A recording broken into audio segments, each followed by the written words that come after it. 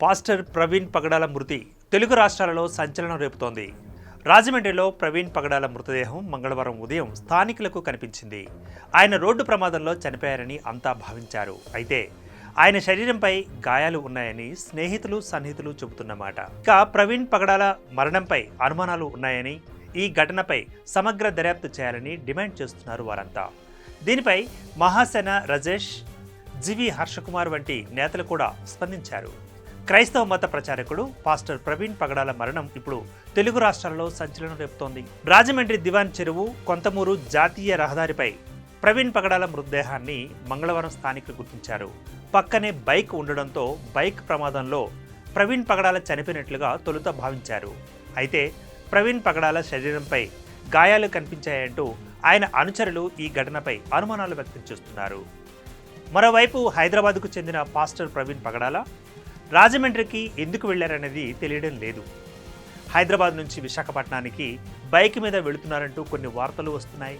Bike మీద వెళుతున్న సమయంలో వెనుక నుంచి ఢీకొట్టి దాడి చేసి ఉంటారని ప్రవీణ్ పగడాల సన్నిహితులు అనుచరులు ఆరోపిస్తున్నారు. ప్రవీణ్ పగడాల ఒంటిపై గాయాలు ఉండడంతో సమగ్ర విచారణ జరపాలని స్నేహితులు అనుచరులు కొంతమంది పాస్టర్లు డిమాండ్ చేస్తున్నారు. మరోవైపు పోలీసులు కూడా పాస్టర్ ప్రవీణ్ పగడాల మరణంపై దర్యాప్తు జరుపుతున్నారు.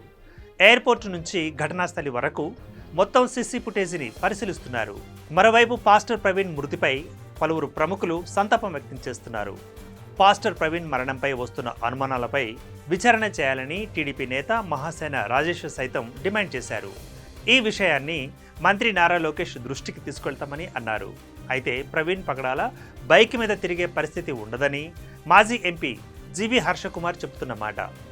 ఇక పాస్టర్ ప్రవీణ్ పగడాల మృతిపై సమగ్ర విచారణ జరిపించాలని హర్షకుమార్ డిమాండ్ చేశారు.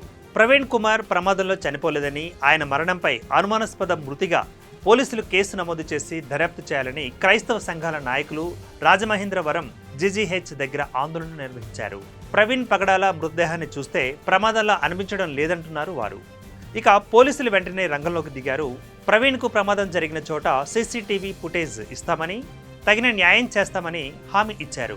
అయితే పోస్ట్ మార్టం సమయంలో వీడియో రికార్డింగ్ తాము చెప్పిన ఓ వ్యక్తి సమక్షంలో జరగాలని వారు కోరగా పోలీసులు అందుకు అంగీకరించినట్లు క్రైస్తవ సంఘాల నేతలు తెలియజేస్తున్నారు.